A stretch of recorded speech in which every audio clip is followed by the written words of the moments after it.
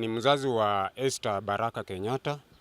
Kuna issue imetokea katika hospitali ya Elgon View na wamedhulumu mtoto wangu kingono. Kuna issue imetokea hapo, kuna daktari alimrape na hata hivi ninapoongea saa hizi ako police station ameshikwa, lakini ninataka haki juu naona hospitali inajaribu kuficha evidence. Wakenya, kama kuna mtu yeyote ama kama ni waziri, hakika nataka tu amani yangu, haki yangu, mtoto wangu atendewe haki. Hiyo hospitali ya Elgon View iwajibike. So nianze. Mtoto wangu anasoma shule inaitwa Luya Girls, ako kidato cha 3.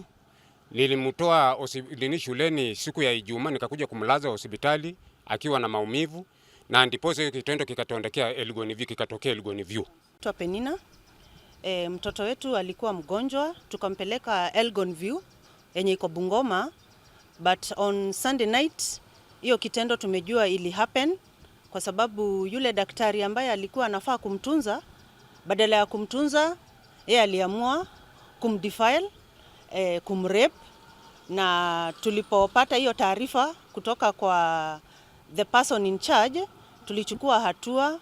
Huyo daktari tukamkamata, tumemweka polisi, amerekodi statement ambayo ni kweli amekubali kwamba alirepu mtoto wetu.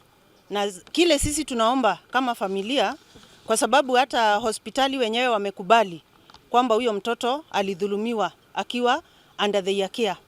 Tunaomba tupate haki kwa huyo mtoto. She's 18 years old, she's still in school, she's in form 3 in Luya Girls.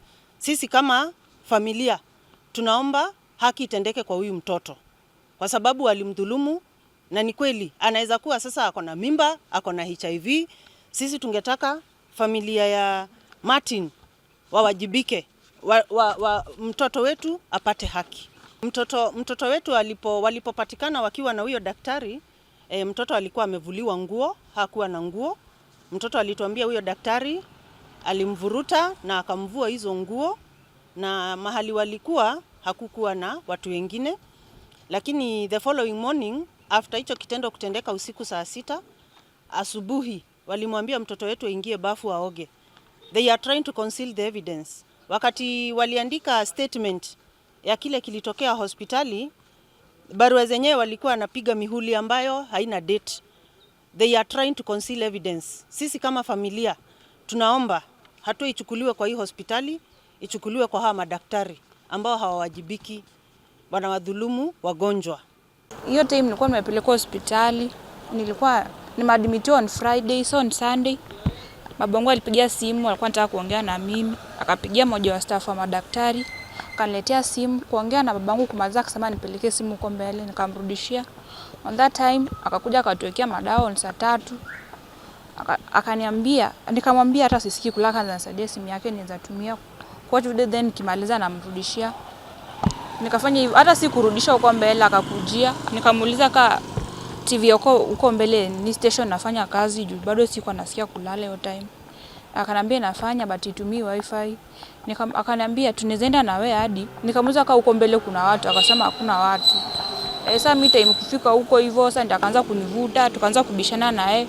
Akanipeleka hapo kwa room nyingine, akaniforce kwanza, akanitoa nguo na force, akanumiza hadi mguu. Sasa hiyo time nilikuwa nangana na yeye, ndio kuna kiataka alikuwa anataka mtoto wake huko hospitali, ndio akakimbia akaita nurse mwingine kuja sasa akanisaidia. On that time usiku nikataka kucall simu nyumbani, wakaniambia nisipige simu. Ikafika asubuhi nurse walikuwa wanakuja kliniki, akasema lazima tuende tuoge. Naitwa William Leting. Mimi ni Sub County Police Commander Bungoma South.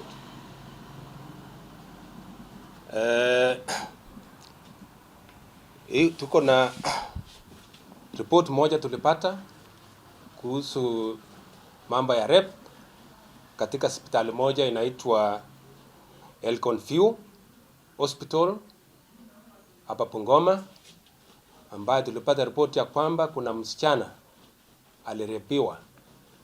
Na huyu msichana ni mwanafunzi ya shule ya Luya Girls katika eneo la Kapchai. Hii msichana alikuwa malaswa hiyo hospitali akiwa anaugua kinonda kwa mguu, na pia alikuwa anatibiwa malaria. So kuamkia usiku ya tarehe 29 mwendo ya saa 6 na karibu 30 hivi, huyo daktari nurse moja ambaye anaitwa Martin Wekesa Wanjala ambaye ni nurse kwa hiyo hospitali alipatikana kwa room moja hapo ndani usiku akiwa na huyo msichana ambaye alikuwa ni mgonjwa, na inashukiwa kwamba yeye alimnajisi hiyo mtoto, kwa maana mtoto mwenyewe aliripoti kwamba alimshika na nguvu na akaingiza kwa hiyo room na akamnajisi pale. So police officers walipopata hiyo report mara moja wakaenda mpaka hiyo hospitali na wakathibitisha kisa hicho, na pia wakamshika huyo mshukiwa ambaye sasa tuko naye hapa korokoroni. Tumefungulia mashtaka na anangoja kupelekwa kotini kustakiwa kwa hiyo kitendo alifanya. Kulingana na hii kitendo kimefanyika, natoa honyo kali sana kwa wengine ambaye wako na hiyo mtindo wa kufanya vitu kama hizo, kwa maana hii imeendea kwa hii eneo sana, mambo ya kunajisi watoto, hasa watoto wa shule, mimba ya mapema, ya kwamba serikali wako macho, na yeyote ambaye atapatikana akifanya kitendo kama hicho atakapeliwa vile vile na mujibu wa sheria.